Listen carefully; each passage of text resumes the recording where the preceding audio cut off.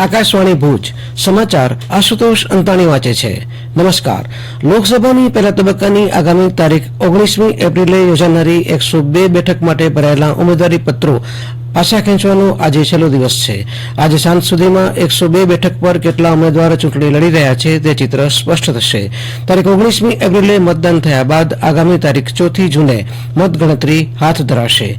દરમિયાન લોકસભાની બીજા તબક્કાની આગામી તારીખ 26મી એપ્રિલે યોજાનારી 88 બેઠક માટેનું જાહેરનામું ગત 28મી માર્ચના બહાર પડ્યું હતું.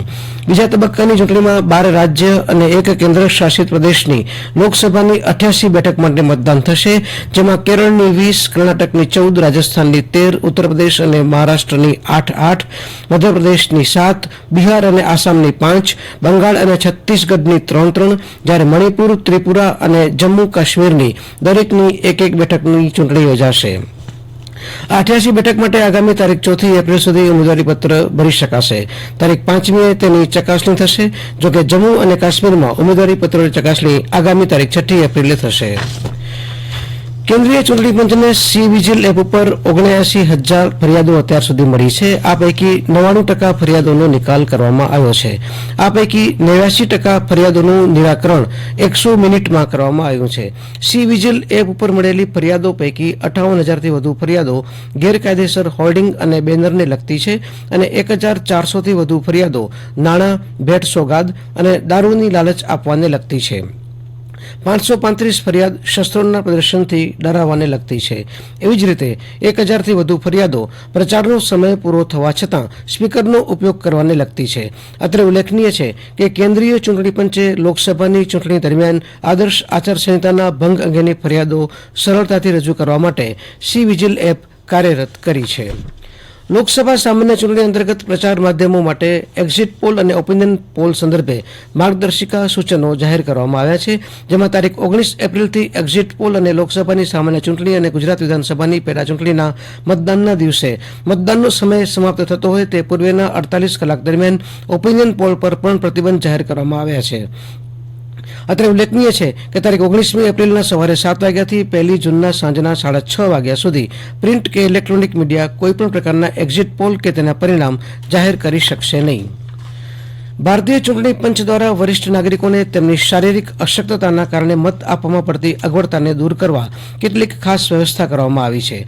કચ્છ જિલ્લામાં આગામી તારીખ 7મી મેના યોજાનારા લોકસભાની બેઠક માટેના મતદાન માટે 100 વર્ષથી વધુની વયના 445 વરિષ્ઠ મતદાર નોંધાયા છે, જેઓ અન્યો માટે પ્રેરણારૂપ બનશે. અત્રે ઉલ્લેખનીય છે કે ચૂંટણી પંચે 85 વર્ષથી વધુ ઉંમરવાળા વરિષ્ઠ નાગરિકો માટે પોસ્ટલ બેલેટ દ્વારા ઘરેથી મતદાનની સુવિધા આપવાની જોગવાઈ કરી છે.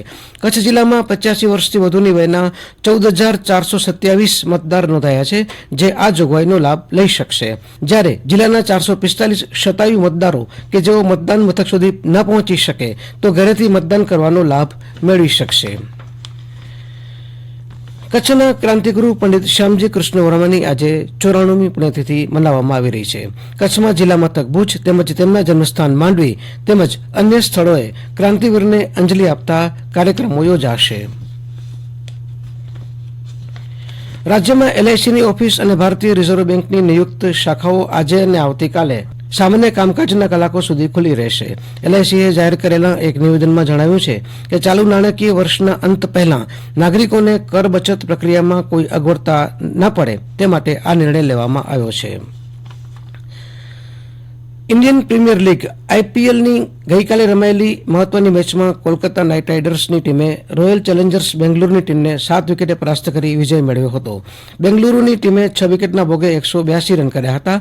વળતા જવાબમાં કોલકાતાની ટીમે 3 વિકેટ ગુમાવી 186 રન કરી મેચ જીતી લીધી હતી. પહેલીવાર ઘર આંગણે બેંગ્લુરુમાં રમાયેલી મેચમાં બેંગ્લુરુની ટીમને હારનો સામનો કરવો પડ્યો હતો.